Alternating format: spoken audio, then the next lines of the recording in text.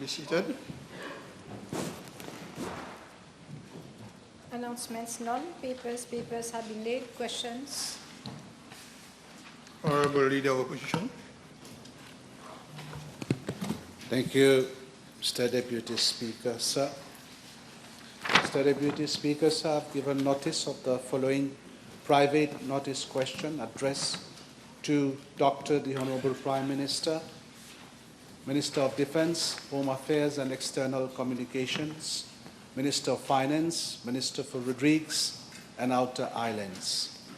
Whether in regard to the value of the Mauritian rupee on the foreign exchange market and the resulting impact thereof on the Mauritius inflation rate, he will state the measures taken to redress the situation, if any. Thank you, Mr. Deputy Speaker. Prime Minister. Mr. Deputy Speaker, as I've stated several times in this House, the previous government, excuse my voice, Mr. Deputy Speaker, has fumbled and jumbled all the economic fundamentals. Let me dwell again on the legacy that the previous government left us. They relied excessively on money printing to finance the budget deficit. The Bank of Mauritius injected a total amount of 180 billion rupees into the banking system to fund government spending and finance the Mauritius Investment Corporation. This, Mr. Deputy Speaker, added massively to the excess liquidity that in turn contributed to the high levels of inflation.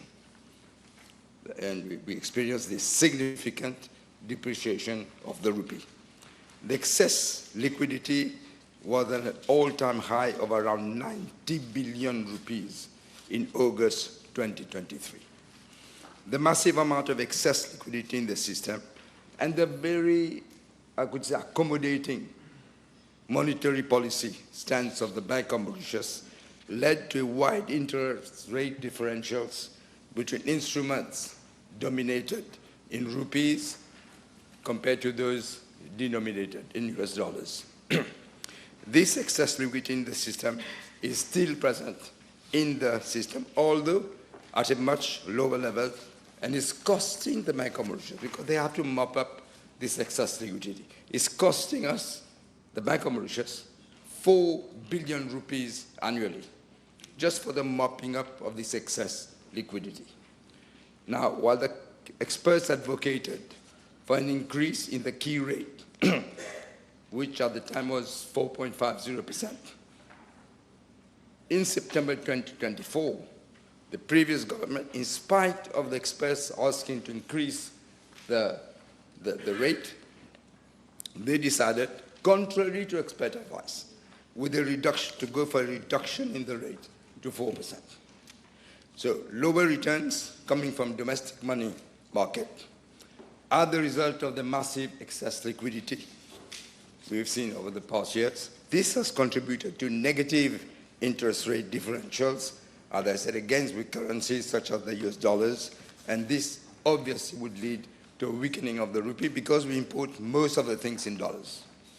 As a result, the inflation rate reached a peak of 11.3% in February 2023, while the rupee itself depreciated by 46%, Mr. Deputy Speaker, against the US dollars between the end of December 2014 to November 2024. On a cumulative basis, inflation increased by 46.5%. Now, the trade deficit was at a high of 180 billion, or 28.2% of GDP in 2023, and it worsened further to 207.8 billion rupees, or 29.9% of GDP in 2024, as the result of an economic model which was based on reckless consumption and imports. That was the model they chose. It was exacerbated by the money illusion created by the previous government with the proliferation of various types of allowances and an unprecedented and unjustifying money printing. Now, nonetheless, the headline inflation rate is at 2.9% for the 12-month period ending June 2025, compared to 4.5% in June 2024. We're speaking of the headline inflation rate. We expect the inflation rate for this year to be below 4%, that is within the target of the Bank of Mauritius. I must say, Mr. Deputy Speaker, there was a recent increase in inflation rate in June of 2025. There was a small peak. This is mainly due to the price increases from the budget of alcoholic beverages and tobacco. Excluding these products, the CPI index remained the same as in May 2025. Mr. Deputy Speaker, as I've always said, we cannot undo the disastrous results of 10 years of reckless economic mismanagement in this short period of time. When we took office, we have changed the direction of travel, if I may say so. We are changing the economic model from the one highly dependent on consumption and imports to one driven by investment, exports, and innovation.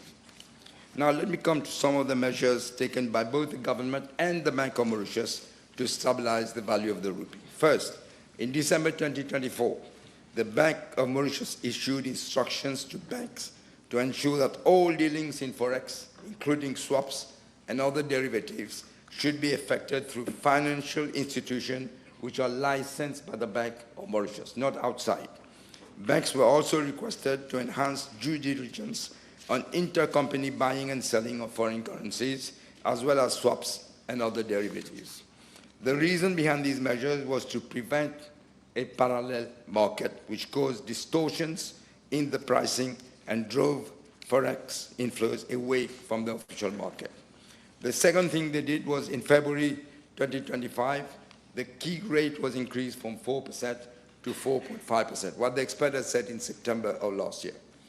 Thirdly, another instructions to bank was that forward transactions should be priced in a fair manner and in accordance with market fundamentals, as some sellers of the forex market were imposing excessively high forward premia, which was against market conventions. Fourth, the regulatory arbitrage between the Financial Services Commission and the Bank of Mauritius regarding the purchase and sale of forex by treasury management companies was discontinued totally. Fifth, the Bank of Mauritius has monthly meeting with the treasurers of banks through the Mauritius Financial Markets Committee. It is important to note, Mr. Deputy Speaker, that as a result of the removal of these dysfunctions, that the rupee stabilized on a trade-weighted basis. However, due to movements in international markets, the rupee has appreciated against the dollar by some 4.8%, and it has depreciated against the euro and the pound sterling. It is good to recall that the bulk of our imports are dollar-dominated. Mr. Deputy Speaker, allow me to detail some other measures we have taken to tackle inflation. First, the reduction in fuel prices by 5 rupees per litre in December 2024. Second, we have introduced targeted price controls on essential food products. Third, the markups were limited to between 25 and 30% in Mauritius and 5 to 8% in Rupee, effectively preventing speculative pricing. Fourth, we have removed VAT on a number of basic necessities in the budget, including frozen and canned vegetables, infant nutrition products, and baby food items that had become increasingly unaffordable due to imported inflation and currency depreciation. This measure translated into a direct 15% reduction in retail prices applied immediately. Fifth, we have introduced strict enforcement and monitoring by the Ministry of Commerce. Mr. Deputy Speaker, sir, as announced in the budget, we have set up a price stabilization fund of 10 billion rupees with an initial contribution of 2 billion rupees. The Ministry of Commerce and the STC are working on how to operate the fund. We are changing the economic paradigm from one that relied excessively on consumption, imports, and money illusion to one anchored on investment, exports of goods and services, innovation, and technology. We also need to produce more locally and lower the import bill. We also need to produce more domestic clean energy and lower the trade deficit. In addition, we have to lower the fiscal deficit and the borrowing requirements and the debt to GDP. Thank you, Mr. Speaker. Deputy Speaker. Thank you, Mr. Deputy Speaker, sir. I thank the Honourable Prime Minister for his reply. My first question to the Honourable Prime Minister, after he has given a series of measures taken by the Bank of Mauritius, whether he is satisfied with a strategy adopted by the Bank of Mauritius to ensure that inflation expectations are solidly anchored and exchange rate pressures are contained, to use the words of the Monetary Policy Committee of the Bank of Mauritius, whether he is satisfied with the strategy. I must say we're going in the right direction, Mr. Deputy Speaker, and I'm glad you mentioned expected inflation rate, because that is very important. Very often people react not on the inflation rate, but what it will be in the future. So I'm very satisfied with how it is going, because we're bringing it down. Can the Honourable Prime Minister inform the House the number of times the Bank of Mauritius has intervened on the foreign exchange market since December 2024, and the amounts of money that have been injected each time? I think I mentioned, Mr. Deputy Speaker, that actually the Bank of Mauritius has annually so far, up to now, 4 billion rupees intervened on the market to mop up this excess liquidity.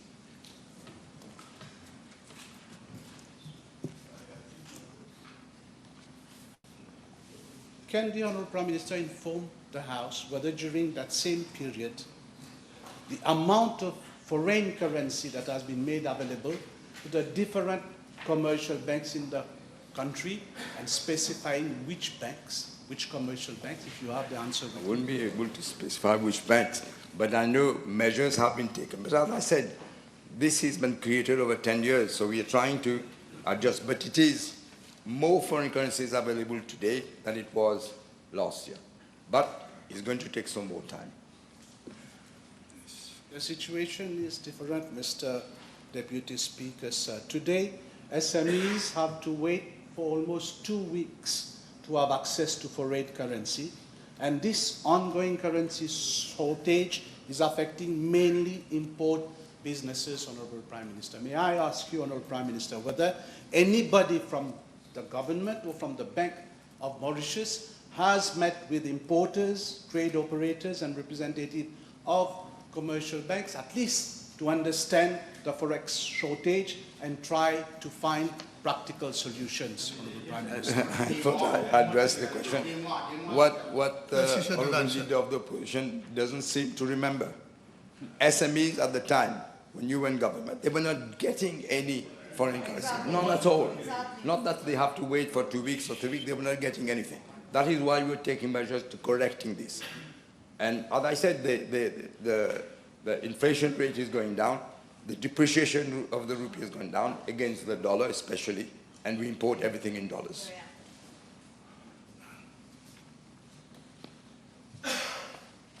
Can the Honourable Prime Minister inform the House whether he is aware of the unofficial forward pricing practice for major currencies being used by some commercial banks, which is well over and above the consolidated indicative exchange rates of the Bank of Mauritius? And may I ask him what is being done by government to put an end to such extortionate practices?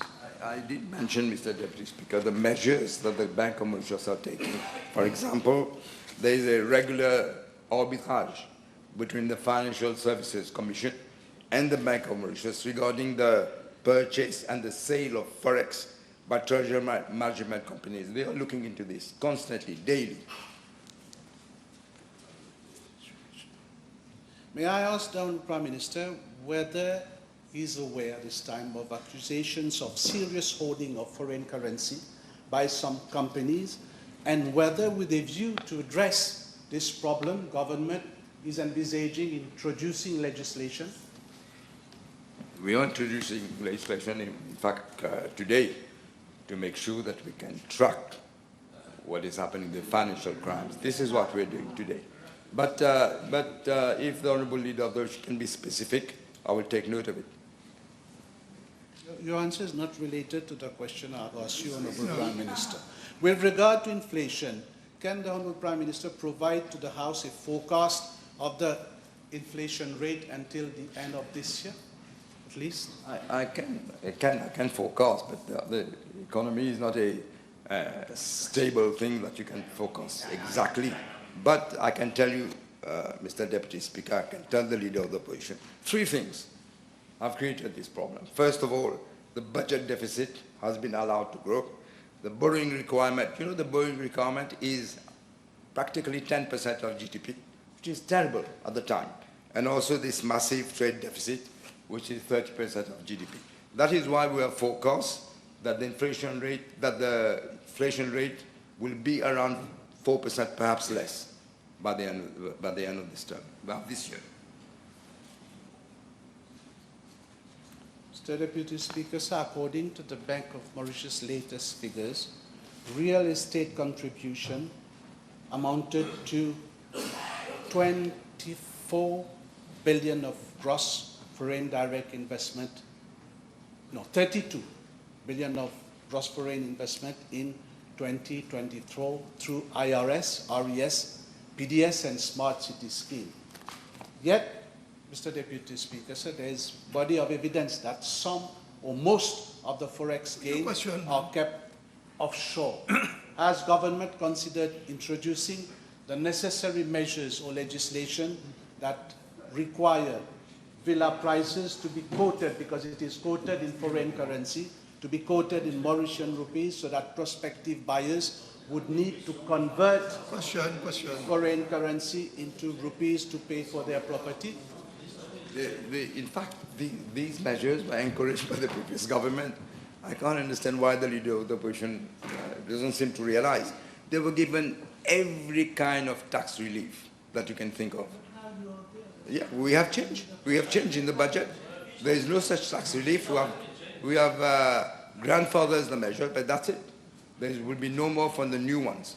And also, they've kept the money abroad at the time. Now we are saying that we have to go by what the Bank of Mauritius is saying.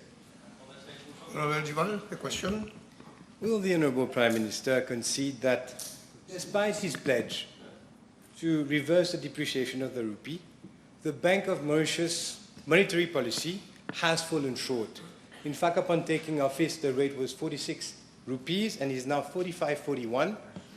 When the depreciation of a US dollar has seen unprecedented, has fallen in value, historically fallen since 1973 to 10% of its value, so historically low. And I will ask him, therefore, can he state what is, with regards to the lack of supply of US liquidity on the domestic market, can he state what is, as at present, the volume which is being demanded in demand and the volume which is being able to be supplied as at present in Mauritius by the Bank of Mauritius? The Honourable Member doesn't seem to realize what mess they made for the 10 years. This is what we are correcting, my dear friend. You can't... What you're saying, le Honorable veut le beurre, l'argent du beurre, la vache et la femme du fermier aussi.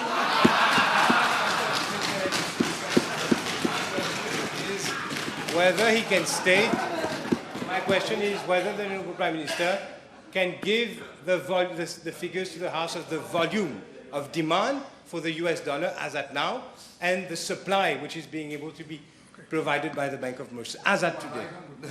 The volume varies from day to day, Mr. Deputy Speaker.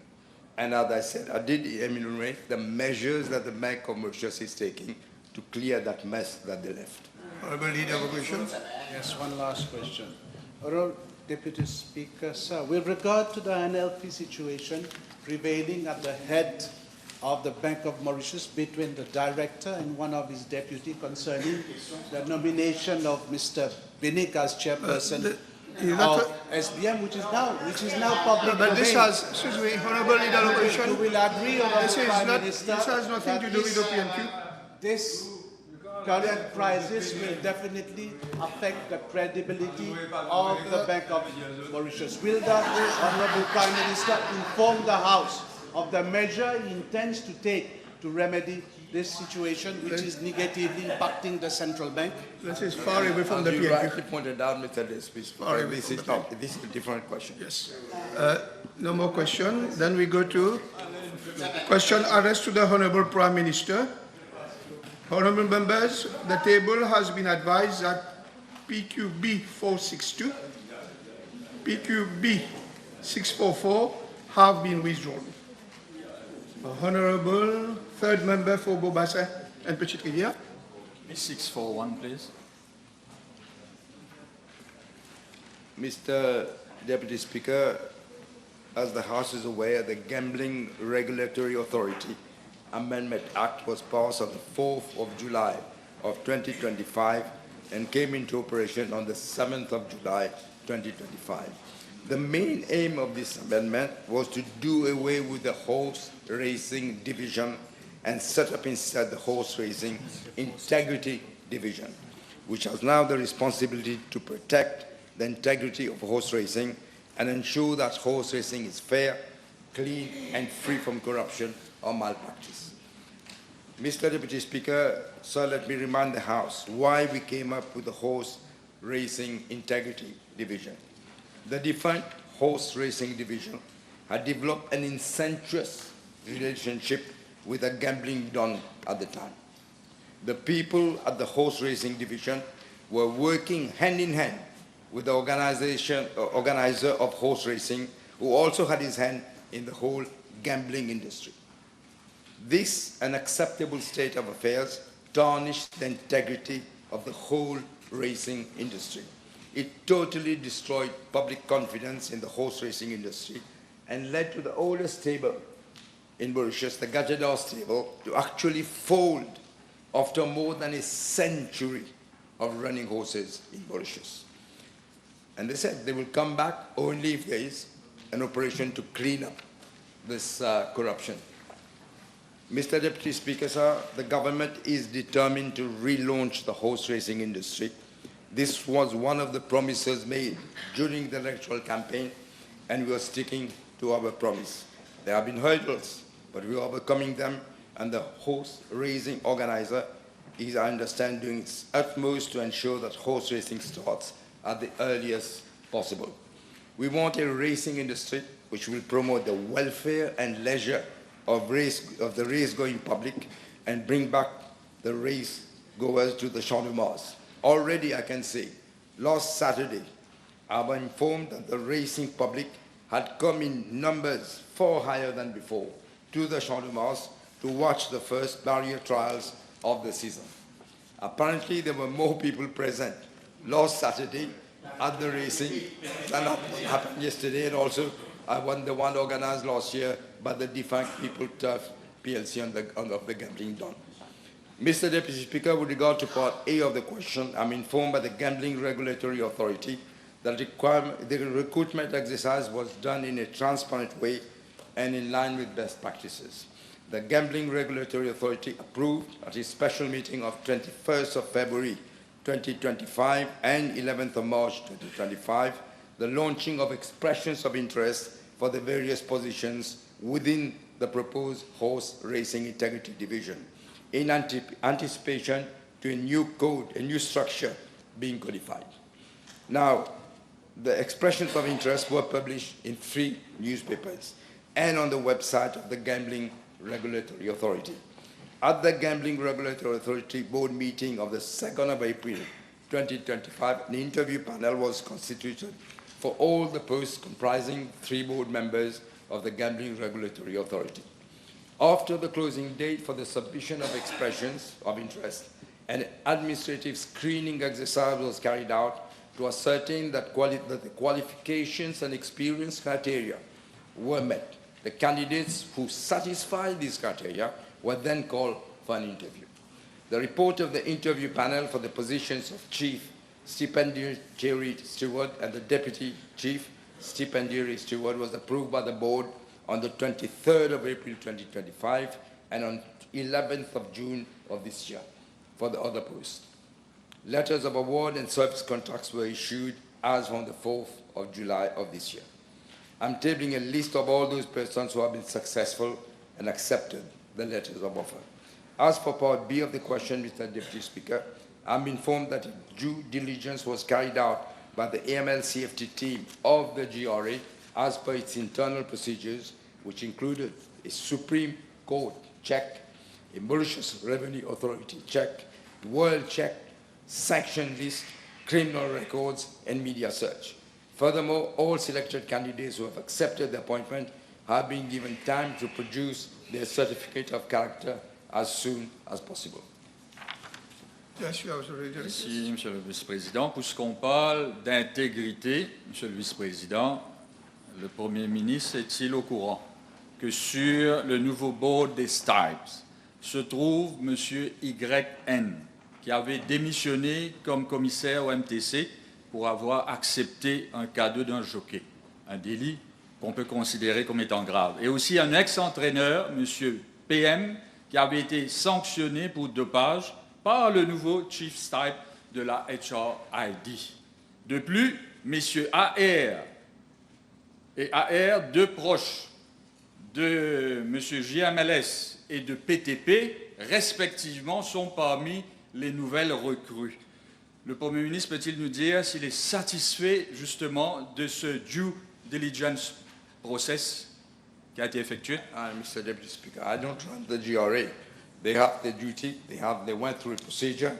This is what I explained, and these are the people who were selected after this very, very thorough procedure that was made. Okay, one last question. Yes. A question, not a statement. Le Premier ministre peut-il dire à la Chambre quels sont les critères qui ont été pris en compte pour le choix du Chief Stipe? Et sait-il que ce monsieur, le monsieur SDC, faisait partie du Licensing Committee de la GRA avant même sa nomination? N'est-ce pas un cas flagrant de conflit d'intérêts où un licencié, je termine, de la GRA agissait aussi comme décideur pour le régulateur? Est-ce que cela ne le disqualifie-t-il pas pour ce poste? As I said, I don't run the GRA, but my information, he was never on the licensing committee. You have one question? Okay, one last one. May I ask the Honourable Prime Minister whether he can confirm that among the Stipes who have been nominated, freshly nominated, there are members of the Mauritius Turf Club? I think, as far as I understand, they had all taken leave. It's a new paradigm that we are doing. They are not there anymore. Yes, question B642 have been withdrawn, so we proceed with question B643. Yes, B643, Honourable Mr. Deputy First Speaker. Member for La Carrière. Mr. Deputy Speaker, with your permission, I'm replying to parliamentary question B643, and I'm not sure whether you said 646 is also withdrawn. Otherwise, I'll answer to both of them together. I'm informed by the Commissioner of Police that reward money is paid to police officers who engage in the fight against dangerous drugs based on the following factors. First, the nature and the circumstances, the person arrested and the number thereof, the quantity and value of drugs and exhibits secured, the risk involved, and the reliability and regularity of the informers. With regard to the quantum allocated to police officers in each of the past 5 years, I'm providing this information. 2020-2021, a sum of 6,220,000 rupees was budgeted, but 1,113,800 were disbursed to informers, and 225,540 to police officers. You can see the big difference. Police officers were getting less than the informers.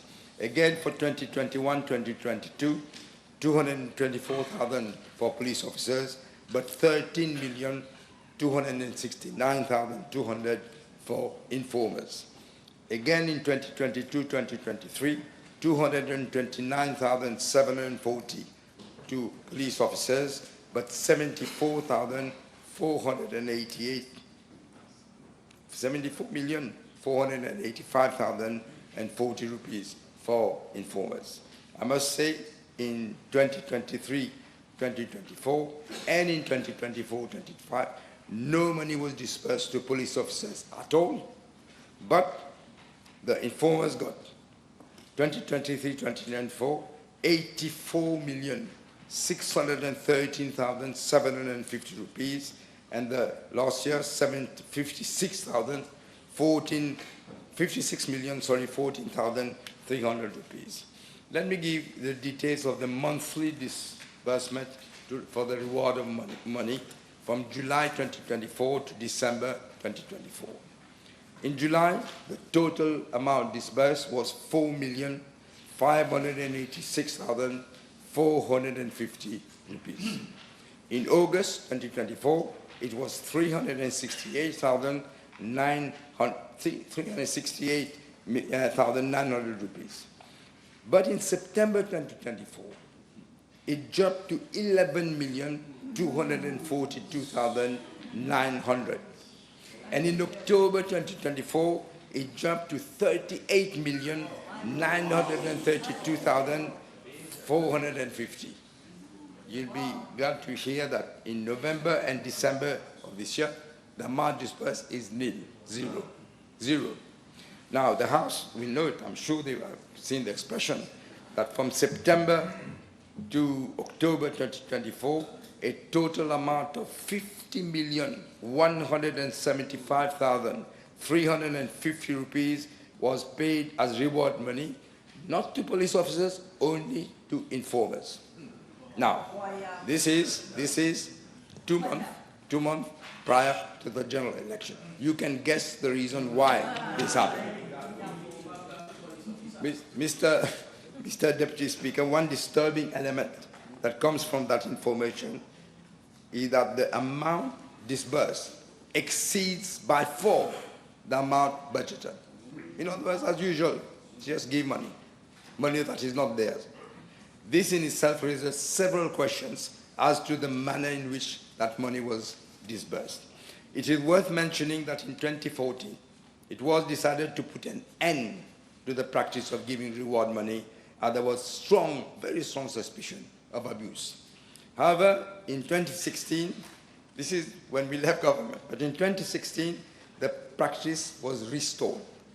Now, in 2020, soon after his appointment, the then Commissioner of Police, Mr. Sarvan Singh, tried to rationalize, because he wasn't allowed to change it, but he tried to rationalize the procedure through an amendment to the Police Standing Order 122. Subsequently, in 2021, Mr. Sarvan Singh was gone. The new Commissioner of Police, Mr. Anil Kumar Dip, he again amended the Standing Order, Police Standing Order 122, which allowed payment to reward money to informers, although the case may not have been disposed by the court, even before he was giving the money. And also simply from obtaining a report from the forensic lab that certifying that the exhibits were secured as dangerous drugs. Mr. Deputy Speaker, is it a coincidence that as from 2022, we note a phenomenal increase to the amount disbursed, as I said, to informers, with hardly any money given to police officers. Even a cursory look at some of the information provided suggests that those at the helm of the police were wallowing in a muck of malfeasance and corruption, with a deeply entrenched complicity throughout the whole procedure put in place. In fact, the whole procedure was put in place for them to be able to do this. It also begs the question as to what exactly was the role of the manager financial operations and the internal control play in the management and finance of the police force. This is being inquired into. What was their role? What were they there for? Mr. Deputy Speaker, as the House is aware, the Financial Crimes Commission is inquiring into the whole issue of reward money, and we are amending the Financial Crimes Commission Act precisely this afternoon so that there can be a joint inquiry whenever the need arises.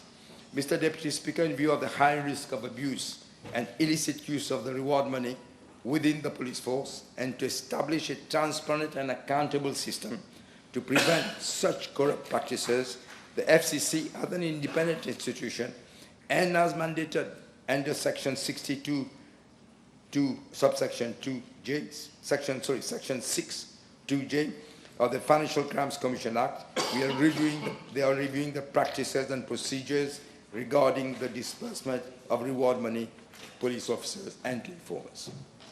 Yes, Thank you, Mr. Deputy Speaker. May I ask the Honourable Prime Minister, in view of the opacity surrounding the procedures with regard to disbursement of those reward money, which amounts to a big scandal with regards to the sum being paid, is it not a fit and proper case under the new Public Inquiries Act 2025 to set up an inquiry with regards to procedures and disbursement of money from 2015 up to that date with regard to those big sums of money? We are talking, as per reports in the press, more than 200 million rupees with regards to reward money. Is it not a fit and proper case for a public inquiry? The cases in court, actually, that's all being exactly for the amount of reward money.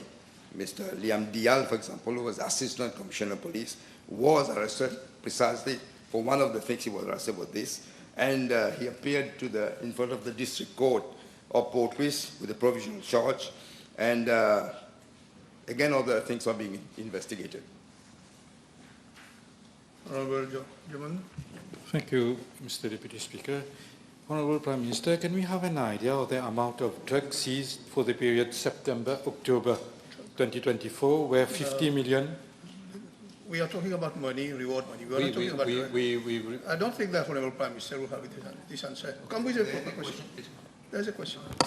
You relevant to this question? Thank you, Mr. Deputy Speaker. May I ask the Honourable Prime Minister? Thank you. May I ask the Honourable Prime Minister whether he has recommended or he has been made aware by the Commissioner of Police if a departmental inquiry within the police has been set up in regards to reward money, and if that can be extended to the defunct unit of the police, namely the SST, which itself has been in the limelight for uncouth practices, particularly with regard to the declared amount seized, but against amount what was really seized. Thank you. Precisely, this inquiry is ongoing within the police department. Honourable First Member for Lacavian Felix. B645, please. 645. Mr. Deputy Speaker, I refer the Honourable Member to the reply I made to PQIB 51 on the 17th of December of 2024, where I had provided details of the main components of the Safe City project. With regards to part A1 and 2 of the question, I'm informed by the Commissioner of Police that the project was initially planned for the installation of 4,000 intelligent video surveillance cameras and 300 intelligent traffic surveillance cameras. There has been no change in the number of cameras to be installed. All the intelligent video surveillance cameras have been installed, all of them. However, there are 4 which have been damaged and 24 are being relocated.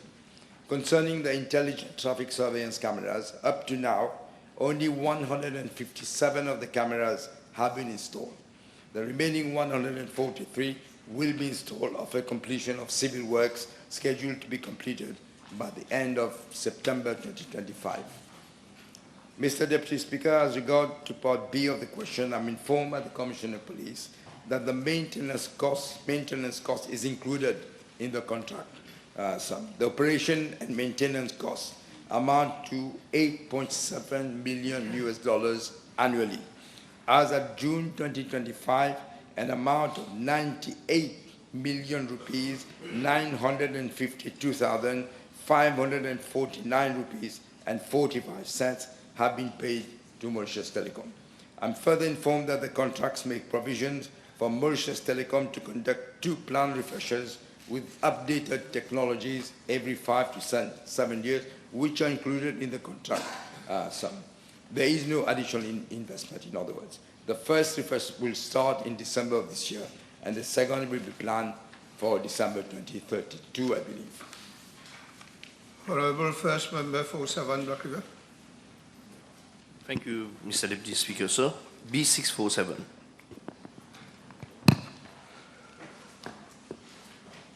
Mr. Deputy Speaker, I wish to inform the House that MauBank Limited is a subsidiary owned by MauBank Holdings Limited. The government of Mauritius is in turn the sole shareholder of MauBank Holdings Limited.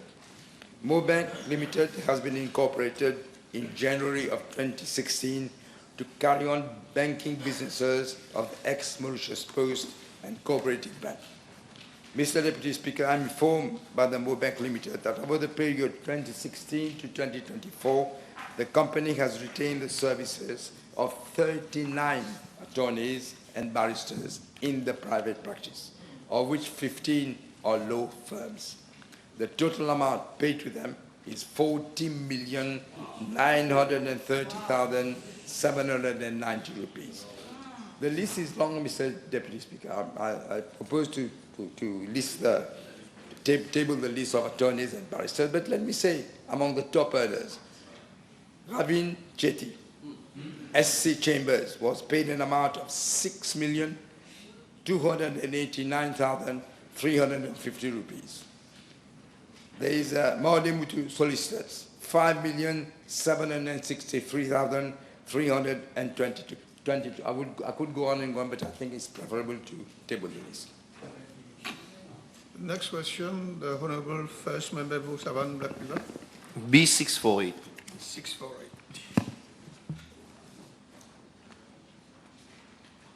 Mr. Deputy Speaker, I again wish to refer the Honourable Member to the reply I made to Parliamentary Question B205 on March of this year, where I gave details of the seizure of 92.5 kilograms of cocaine in the Trop Tapel on the 10th of July 2019.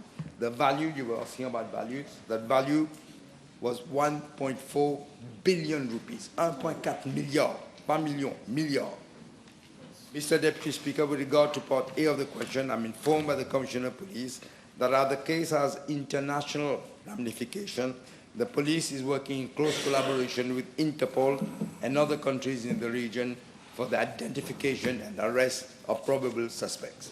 The police has sent the case file together with the report from the Financial Intelligence Unit to the Office of the Director of Public Prosecutions for advice, and therefore the course of action will be taken accordingly.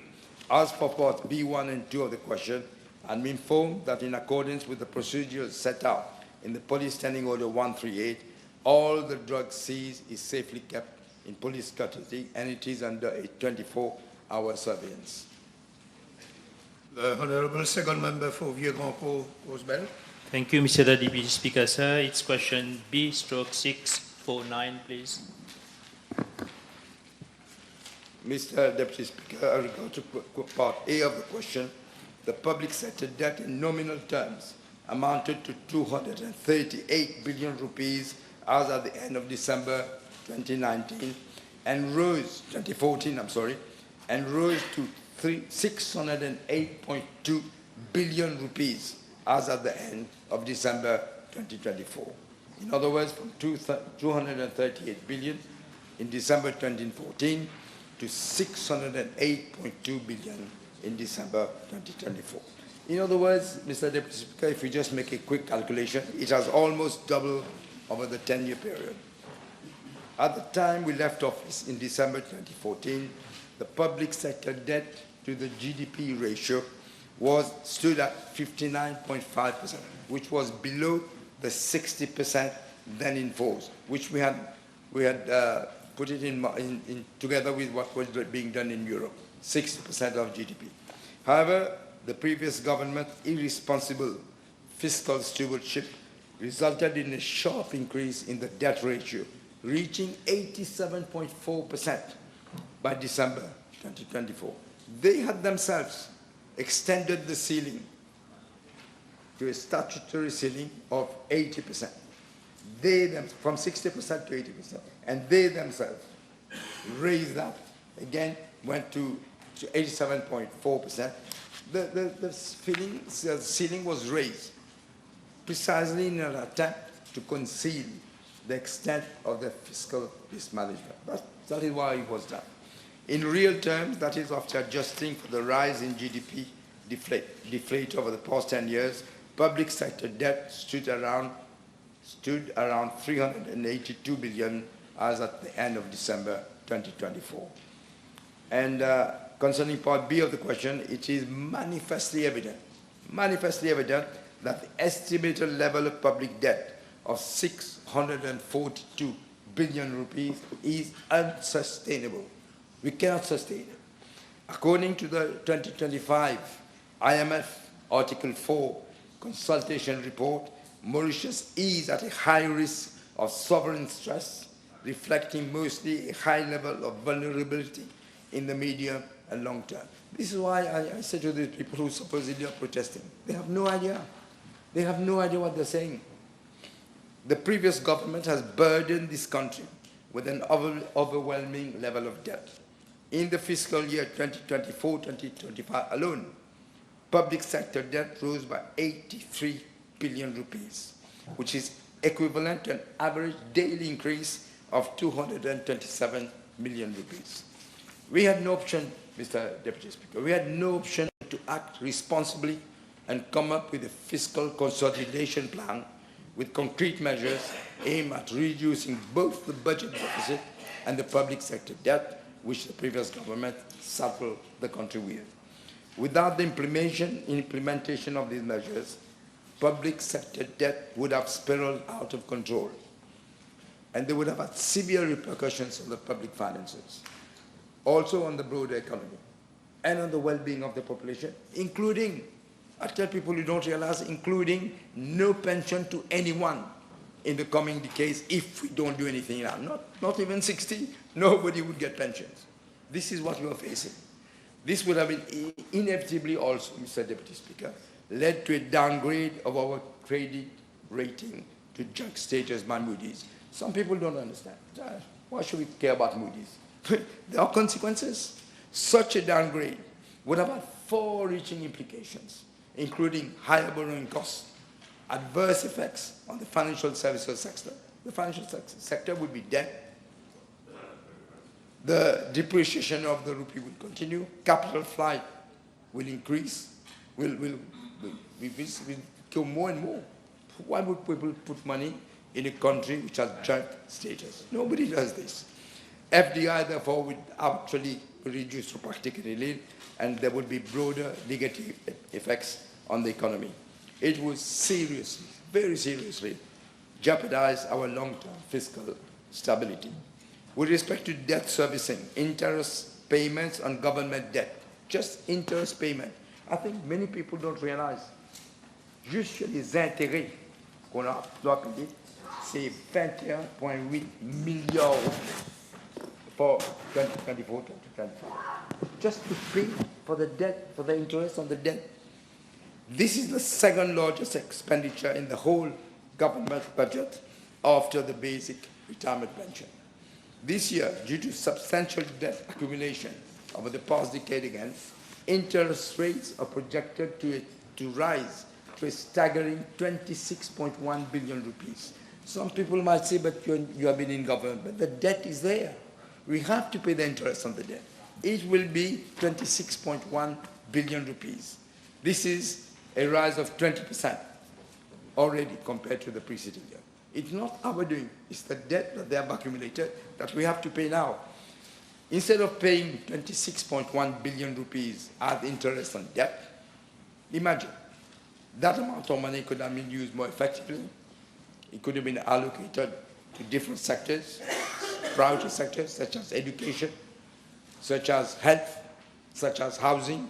This money could have gone there. The money we have to pay the debt, the interest on the debt. Thus, the opportunity cost of high debt servicing is substantial.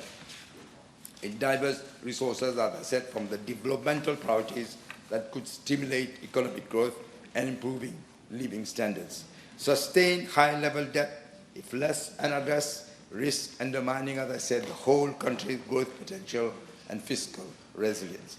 Mr. Deputy Speaker, this is why we have made a firm commitment to reclaim the fiscal serenity and gradually bring the public sector debt to a GDP ratio to a more sustainable level of 60%, as it was when we left government in 2014. Everyone. You go. No.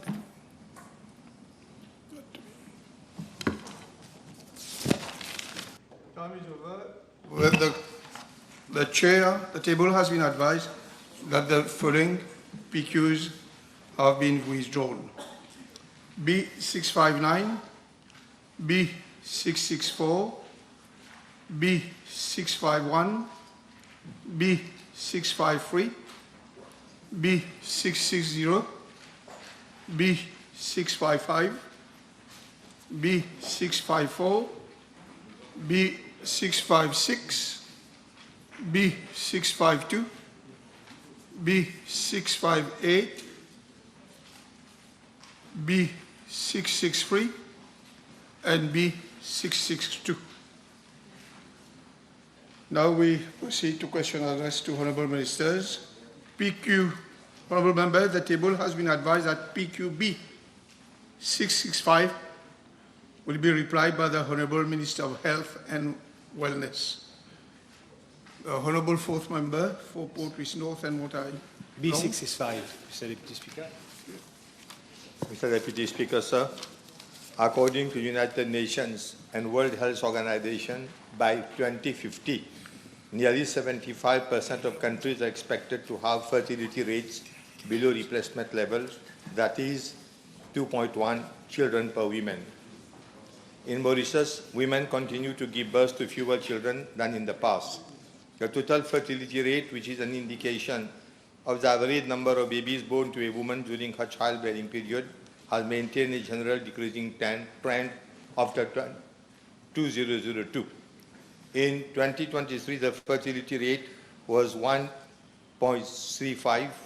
For the year 2024, the total fertility rate was estimated at 1.41, with 12,088 live births. Mr. Deputy Speaker, sir, fertility decisions are personal, yet shaped by systemic factors such as economic situation of a person, gender roles, and cultural shifts. Moreover, risk of career disruption, child care stress, social expectations may be a deterrent to pregnancy. The issue of low birth rate is very complex and requires a multi-sectoral approach. In this context, a multi-sectoral committee is being set up to look into the issues pertaining to increasing birth rate. The rising prevalence of alcohol, tobacco, and illicit drugs, particularly among young adults of reproductive age, poses a significant yet often overlooked threat to national fertility trends. Alcohol and tobacco disrupt the normal functioning of the reproductive systems of both men and women and contribute to reduced fertility. These substances' use also unfortunately cause poor pregnancy outcomes such as miscarriages or stillbirths, which may discourage couples from planning a pregnancy. Mr. Deputy Speaker, sir, I wish to inform the House that various measures have been taken by my ministry, which include, among others, preconception care clinics have been set up in primary health care centers to educate women on the importance of planned pregnancies. A fertility clinic has been established at SSRN Hospital to address infertility issues. The attendance to this clinic was 462 since January 2024. Intrauterine insemination is currently being offered, and the clinic has conducted 62 interventions in January 2024 so far. Maternity leave has been increased from 14 to 16 weeks, and paternity leave of 4 weeks was introduced in 2024 budget. Community healthcare officers conduct extensive canvassing and counseling for women of reproductive age in areas such as family planning, preconception care, premarital counseling, and postpartum contraception, boosting antenatal services and providing resources like the Maternal and Child Health Handbook to guide parents and track health. Breastfeeding time is being allocated to breastfeeding mothers. Tobacco cessation clinics have been set up in regional hospitals and primary health care centers. 12 addiction treatment units, method and substitution centers, detoxification and rehabilitation centers have been set up to address issues of alcohol and substance abuse. in various health centers across the island, Brangseco Mental Health Care Center, Motailong Hospitals, among others. Mr. Deputy Speaker, so I am also informed that there are additional measures and services being provided by other ministries, private health institutes and NGOs. The Ministry of Gender Equality and Family Welfare is ensuring that free pre-primary education is provided to children aged between 3 to 5 years. The Ministry of Labour and Industrial Relations and Employment through the Workers' Rights Act, in addition to maternity protection schemes, encourages flexi-time arrangements. The Mauritius Family Planning and Welfare Association is continuously creating awareness on declining birth rate in the community through sensitization campaign, focus groups, discussions, awareness among youth. The Gynecology and Fertility Center, which is situated in Rosehill, is operational since 5th October 2007, provides services such as assisted reproductive treatment. Harley Street Fertility Center, Mauritius Limited, situated at Floreal, also provides fertility investigation and treatment. CK Fertility Clinic, located at CK Welkin, offers comprehensive range of fertility services such as in vitro fertilization, frozen embryo transfer, intrauterine insemination, etc. Yes, you Speaker. Yes. Question was addressed to the Minister of Social Security to talk about the measures of government to address the birth rate, which is in decline for years, aging population.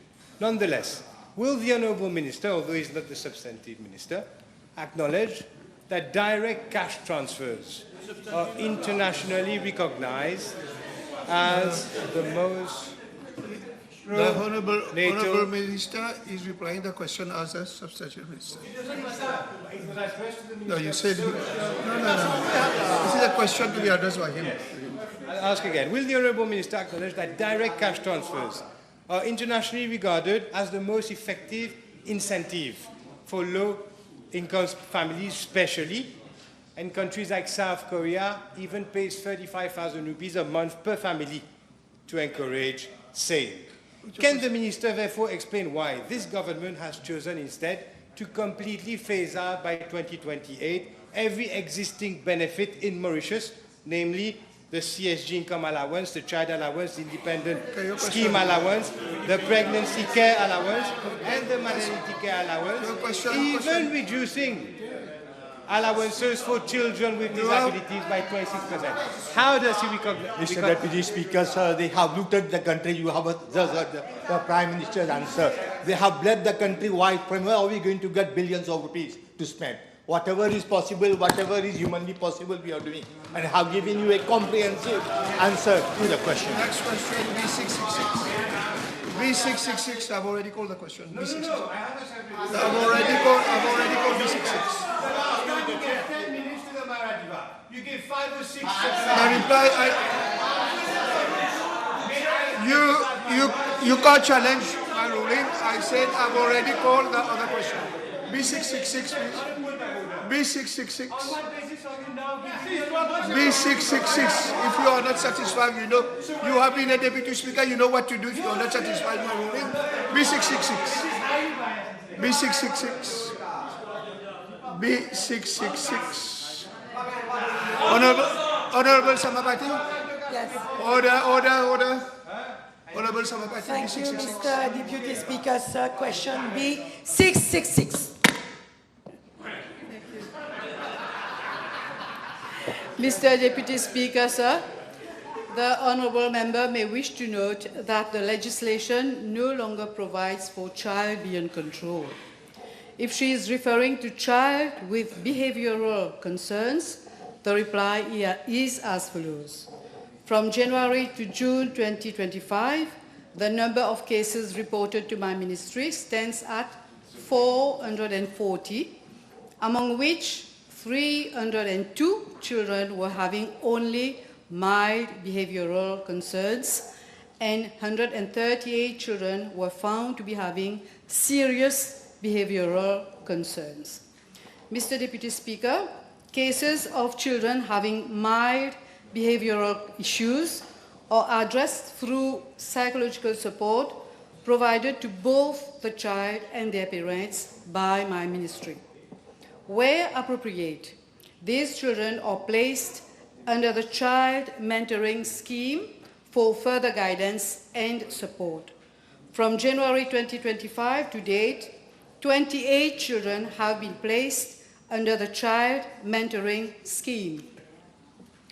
With regard to children assessed having serious behavioral concerns, they are referred to the Mauritius Probation and Aftercare Services, falling under the purview of the Prime Minister's Office for Parenting Support Intervention. Mr. Deputy Speaker, sir, children with serious behavioral concerns should not be treated as children in conflict with the law, but should be handled differently. I wish to inform the House that, to comply with this requirement and for a more professional and children's rights-based approach in dealing with cases of CSBC, consultations are being held presently with different stakeholders, including the PMO, the Ombudsperson for Children, the Probation and Aftercare Service, and my ministry to come up with a proposal. The redesigning of the RYC, Rehabilitation Youth Center, is also envisaged. Thank you. The Honourable Second Member for Savannah Black River. Mr. Deputy Speaker, sir, B667, please. Mr. Deputy Speaker, sir, I wish to inform the House that the MOU between QA UK and Higher Education Commission was signed on 19th May 2025. I'm informed by the HEC that following the signing of the MOU and further to applications received for accreditation of programs involving UK awarding bodies, the Commission has been engaging in discussions with QA UK on two fronts. Firstly, HEC is sharing information regarding UK universities that are already established while simultaneously holding discussions with institutions concerning their future program offering, with view to streamlining the accreditation process under the MOU. Since the signature of the MOU between HEC and QA UK, the HEC has processed accreditation application for programs awarded by UK universities, including Swansea University, Kingston, and Middlesex University. Secondly, the HEC is responding to expressions of interest already received from the new UK universities willing to offer their programs in Mauritius, including King's College London, University College London, London South Bank University, which seek to deliver their programs in Mauritius. The HEC will proceed with the accreditation of these programs under the MOU framework following receipt of review reports from QA UK. Yes, you have a supplementary. The Deputy Speaker, sir, can the Minister inform the House how many accreditation criteria are being used by the Higher Education Commission to accredit the program?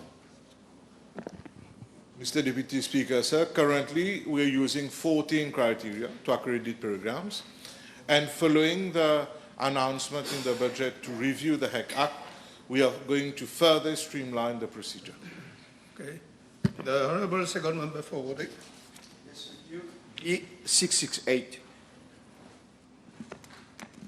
Mr. Deputy Speaker, sir, with your permission, I will answer the speaker on behalf of the substantive Minister of Information Technology, Communication and Innovation. I'm informed by the Mauritius Post Limited that there are at present 5 post offices in Rodrigues situated at Port-Maturin, Rivière-Coco, La Ferme, Grande Montagne, and Mont-Lubin. I'm further informed that the following issues in respect of the post offices have been reported. 1. At Port-Maturin Post Office, waterproofing is required. 2. Rivière-Coco, servicing of CCTV and alarm system, dislodging of toilet and electrical repairs. 3. La Ferme, Rodrigues Regional Assembly has been requested to do needful to repair a water pump serving the whole building. As regard post offices at Grande Montagne and Mont-Lubin, no issues have been reported.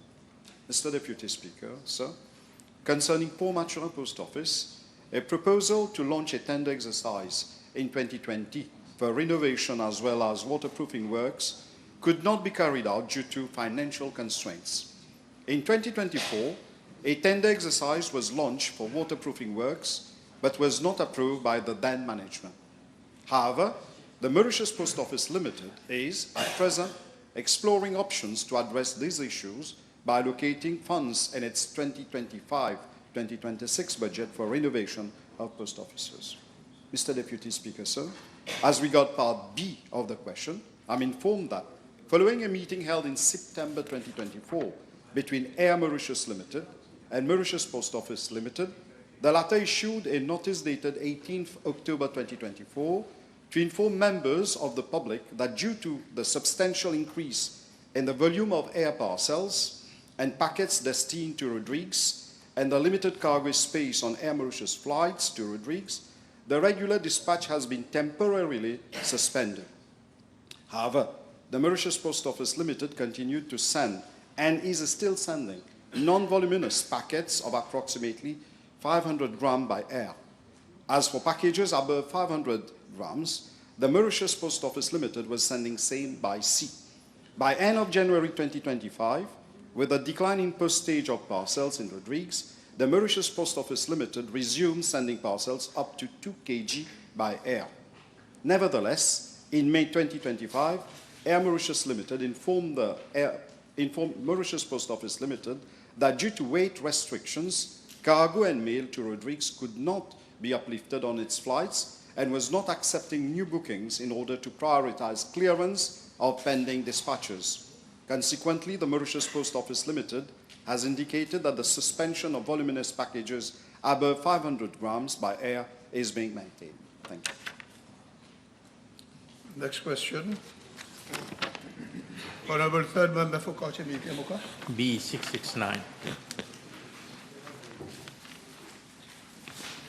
Mr. Deputy Speaker, sir, I am informed by the Traffic Management and Road Safety Unit that the Photographic Enforcement Device project, implemented between 2012 and 2014, consists of a network of 63 fixed-speed cameras installed by ProGuard Limited on public roads across the island to detect and record vehicles exceeding the posted speeds limits of 40 kilometers per hour, 60 kilometers per hour, and 80 kilometers per hour, and also 110 kilometers per hour, respectively. The photographs captured by these cameras are transmitted to the back office located at Samlo Tower, Port Louis, the seat of the TRMSU. The Photographic Enforcement Device Unit, operated by the police, processes these offences, and the Photographic Enforcement Device notices, which is also called PEDNS, are sent by post to the traffic offenders for payment of the appropriate fines at the court. Mr. Deputy Speaker, sir, concerning part A of the question, I wish to inform the House that out of 63 speed cameras, 4 which are located at Saint-Julien Village, Calbas on motorway M2, Brisé-Verdier and Cas-Noyal are currently not operational. These cameras have developed defects and were therefore sent to the manufacturer, Travaux UK, for diagnosis and repairs. Mr. Deputy Speaker, sir, with regard to part B of the question, I wish to inform the House that the maintenance services for the fixed-speed camera system is currently being provided by the same company, ProGuard Limited, at an annual cost of approximately Mauritian rupees 27.85 million rupees, excluding VAT, as ProGuard Limited is the sole representative of both the manufacturer, Travaux UK, for speed camera, and the developer, Fisher Limited, for the software in Mauritius. The contract also caters for a yearly provisional sum of 3 million rupees, excluding VAT, which is used for repairs, new spare parts, and relocation of speed cameras to new sites. So that makes it a total of 30.85 million rupees per year. That is excluding VAT, which is spent on these speed cameras. Mr. Deputy Speaker, as regards part C of the question, I wish to inform the House that the contract for the design, supply, installation, commissioning and initial operation of automatic speed enforcement cameras were awarded to ProGuard Limited in 2012. Regarding Part D of the question, I am informed that the TRMSU has carried out recent surveys for the installation of speed cameras along the following hazardous locations, namely Valeta Bypass B6, D'Épinay along Old Flack Road B20, and Melrose along the main road B27.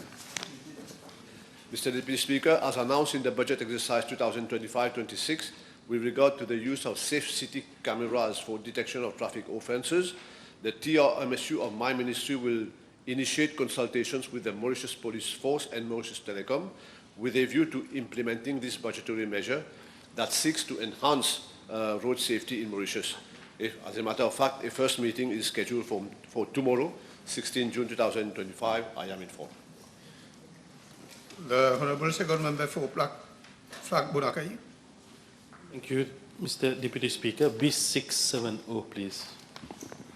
Mr. Deputy Speaker, sir, with regard to Part A of the question, I am informed by the National Land Transport Authority that it has not received any representation regarding the transferability of a public service vehicle license to a person, for taxi, I mean, to a person other than a legal heir.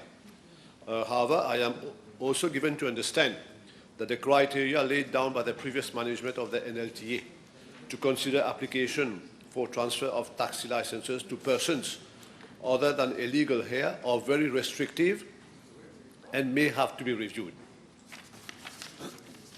Therefore, the new management at the NLTA will work out a new set of criteria to make it easier for licenses to be transferred between two unrelated parties, subject to some reasonable conditions being satisfied, such as the proposed transferee having worked in the car for which a license is being transferred continuously for a period of time as full-time or part-time driver, and the proposed transferee having a clean certificate of character, obviously. Mr. Deputy Speaker, as regards Part B of the question, there was indeed a delay in issuing the full-time or part-time driver certificate, as such applications were dealt within more than 12 months by the NLTA under the previous management, and therefore penalizing both the taxi operators as well as the applicants for full-time or part-time driving certificate. However, as soon as the new management of the NLTA was appointed, I have requested the new team, to look into the streamlining of procedures for the services it was offering. And one of them was to look into the possibility to issue a provisional certificate to applicants for part-time or full-time drivers. Being given that such applications are now being processed diligently in about 2 months instead of 12 months, the Honourable Member will surely concur that there is now perhaps no need to issue a provisional certificate at this point in time. With additional offences or with additional officers posted at the inspectorate section of the NLTA, this time period will be even shorter, given time. Mr. Deputy Speaker, it is to be noted that during the month of June 2025, that is in 1 month's time, 241 files pending since year 2021 have been cleared in respect of applications for transfer of PSV, contract car, contract bus, road service licenses, as well as part-time and full-time driver certificate, which did not happen at the NLTA for a decade. One supplementary. Thank you, Deputy Speaker. I thank the Honourable Minister, and the taxi community is certainly appreciating the way the demand for part-time passengers are being dealt. However, will the Minister consider a reform in the system, because currently one part-time driver can apply for a pass, but for only one vehicle. So whether this can be reformed so that that pass allows him to work not only in one taxi, but in multiple taxis. This will create further job opportunities for part-time and even full-time drivers. I'm not too sure what are the implications. I can discuss with the officers at the NLTA with a view to giving, as requested, due consideration to the proposal. Honorable Second Member for Warding. Yes, thank you. B/671. Because in the absence of the substantive minister, I'm replying to this question. I am informed that drafting instructions have been transmitted to the Attorney General's office for a draft sports bill. Indeed, I am informed that the Ministry of Youth and Sports has invited the public to submit their views and suggestions via a press communiqué for a comprehensive new sports bill instead of piecemeal amendments to the existing legislation. Mr. Deputy Speaker, sir, concerning Part A of the question, I am informed that submissions have been received from the Rodrigues Commission for Sports. Additionally, my colleague, the Honourable Minister of Youth and Sports, personally headed a mission to Rodrigues from 6th to 10th April 2025. There, he had the opportunity to have a first-hand understanding des réalités du terrain through meetings with the Commissioner for Sports and his officers, as well as representatives of Rodrigues regional sports committees. Mr. Deputy Speaker, sir, with regard to Part B of the question, I am informed that during his mission to Rodrigues, my colleague, the Honourable Minister of Youth and Sports, did receive representations regarding the setting up of a Comité Régional Olympique et Sportif, also known as CROS.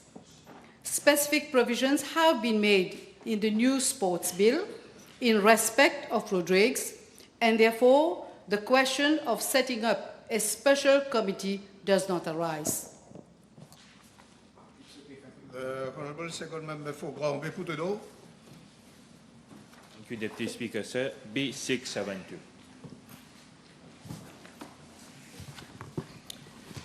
Mr. Deputy Speaker, sir, Section 84 of the Workers' Rights Act stipulates that a worker shall be entitled to a transitional unemployment benefit where his employment is terminated by his employer for a period of not less than 1 month and no more than 12 months.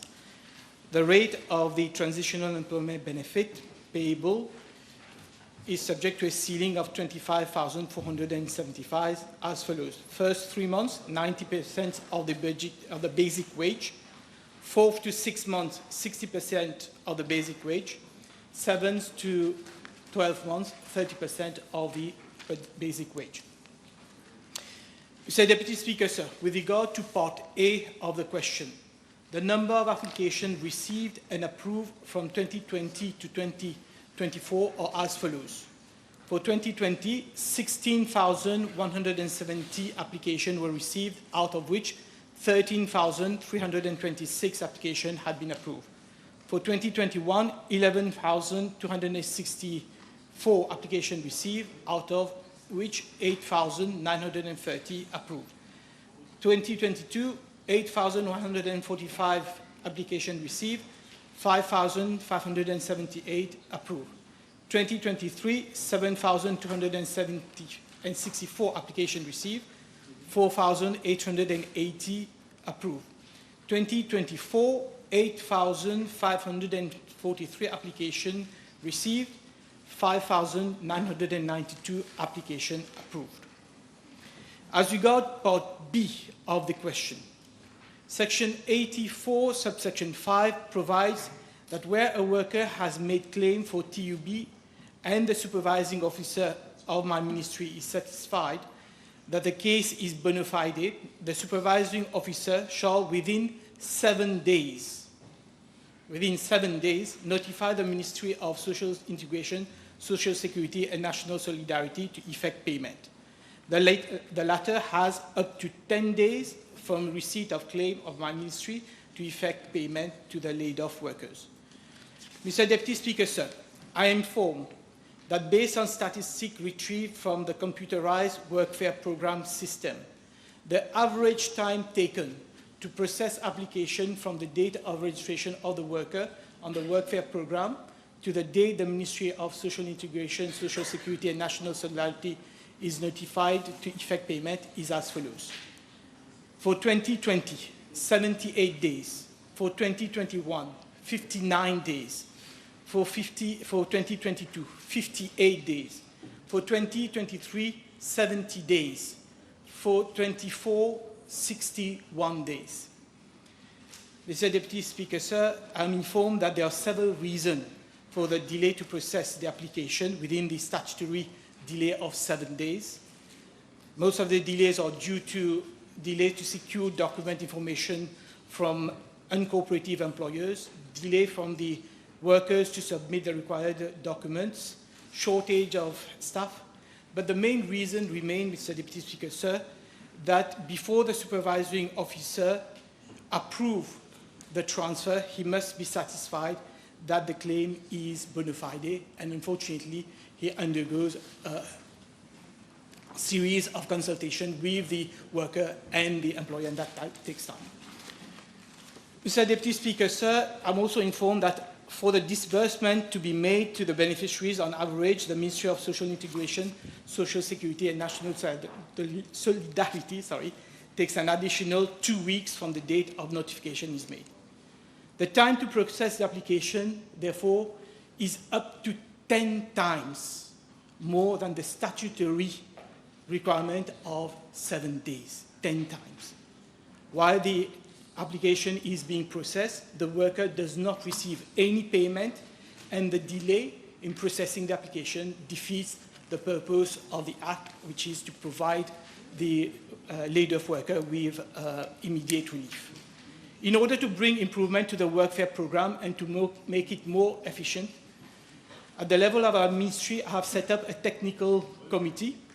The committee also comprises representatives of the Ministry of Finance and the Ministry of Social Integration, Social Security and National Solidarity. I'm informed that the committee has met on 8 occasions and has held consultation with Business Mauritius, with various trade unions and other stakeholders, and is presently finalizing its recommendations. Yes. Thank you, Deputy Speaker, sir. Can the Honourable Minister inform the House what mechanism or facilities are provided to officers to ensure secure and efficient files transport from regional offices around the island to the head office? Yes, Mr. Deputy Speaker, sir, what I have done when I came to office is to eliminate the duplicity that occurred, because previously, whenever a worker made a complaint, he had to report to the place, the labor office closer to his place of employment. But when he was laid off, subsequently, he had to go to the labor office where he is residing. So there was duplicity and there was transfer of files, and this was taking a lot of delay. So what I have done, I've given instruction now that it is the same labor office that have taken the complaint, that have registered the complaint of the worker, that is now going to process the workers, the application for workers program. We don't have a new inquiry starting in with the place of residence. Thank you. I suspend the sitting for 1.5 hours.